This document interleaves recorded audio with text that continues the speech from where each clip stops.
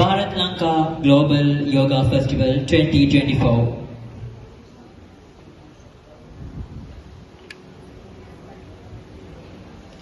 අපත් සමග සම්බන්ධ වන විදිහට සාත්වි ආත්මා විලායනන්දන් යෝග්‍යතුමියට ආරාධනා කර සිටිනවා.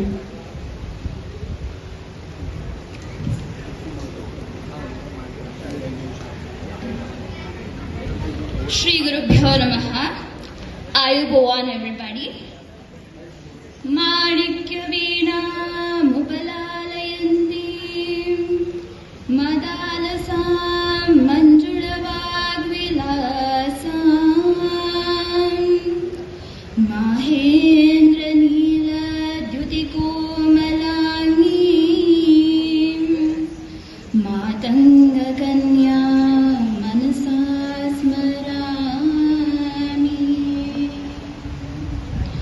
Bowing down to the holy feet of my Guru, offering my Narayan Smritis to the revered Sant Mahatmas. Greetings to all the esteemed dignitaries and all you blessed people who have gathered here in this truly inspiring Bharat-Lanka Global Yoga event.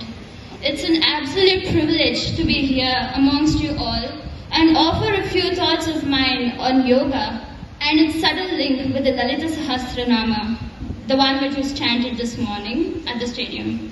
Special thanks to Dr. Yogi Devrajji and all the other organizers who have brought all of us together here and giving us all an opportunity to share the little knowledge that we have regarding yoga. Well, we already heard how yoga is derived from the Sanskrit root word yuj, which means oneness of the Jivatma with the Paramatma. And how this oneness means, as Adi Shankaracharya ji quotes, Jivo Brahmaivanaparaha, meaning there is no difference between the Jiva or individual and the Paramatma or Brahman. Let me point out here that Brahman, I'm not talking about the Chaturmukha Brahma in our Hindu scriptures. I'm talking about pure consciousness. Now, a lot of research is going on regarding pure consciousness. How the world that we see is nothing but this pure consciousness. In fact, even quantum physics says that the world which we see and perceive are not real. They are just 3D projections of the mind. Also, quantum physics states that individuality is just an illusion that is caused by your mind. Well, let's just say that's a topic for another day. Coming back to yoga. Now, we know that every atom is packed with immense power. Or else, how else would atomic bombs work? Similarly, so does every individual. Every one of us contains in himself the Parabrahma Shakti in the form of Kundalini Shakti. Now, in normal worldly people, it lies in sleeping in a dormant state. But if yoga is practiced, let me quote, if we practice yoga, it will awaken little by little and raising through the Sushumna Nadi, breaking through all the granthis or the psychic knots and awakening the chakras, it reaches the Sahasrara to become fully awake in the end as Parashakti. Now this Parashakti will unite with Parashiva in the Sahasrara to become one. This in essence is the subject of Kundalini Yoga. That's why in Lalita Sahasranama it says Brahmatmaikya Swarupini, meaning she is the embodiment of merging with the Brahman. Also here becoming one does not mean I take oil, I take water, I mix them up together, they become one mixture. No, it's not like that. It's like the waves of the ocean. The wave was always the ocean. It was never different from it. But the wave used to think it's different from the ocean because of its name and form. Similarly, us, because of our ignorance or avidya, we think we are an individual, a jiva, different from the Paramatma or the Brahman or what we call pure consciousness. In Lalita Sahasranama, she is also called Brahmananda Swarupini, meaning unlimited, ultimate happiness, which is your real nature, that pure consciousness.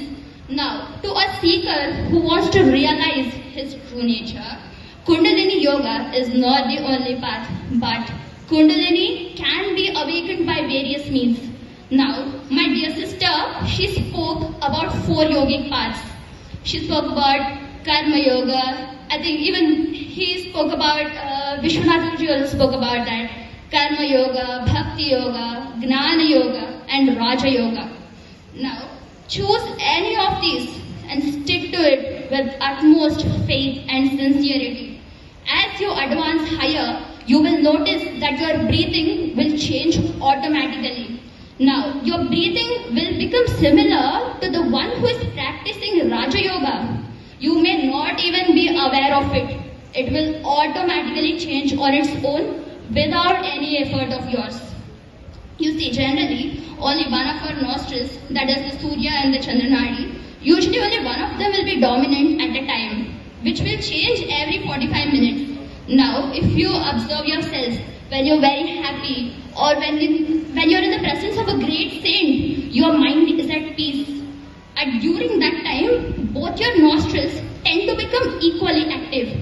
Now, similarly, even when you go higher in our sadhana, our breath gets equalized between the Surya and the Chandranadi. In breathing technique, when you do Antarika Kumbhaka with Tribandha, the pranavayu will start raising upwards in the Sushumna Nadi. It finally reaches the Sahasrara, and then touching the feet of Amba, it breaks the pot of nectar or Amrita.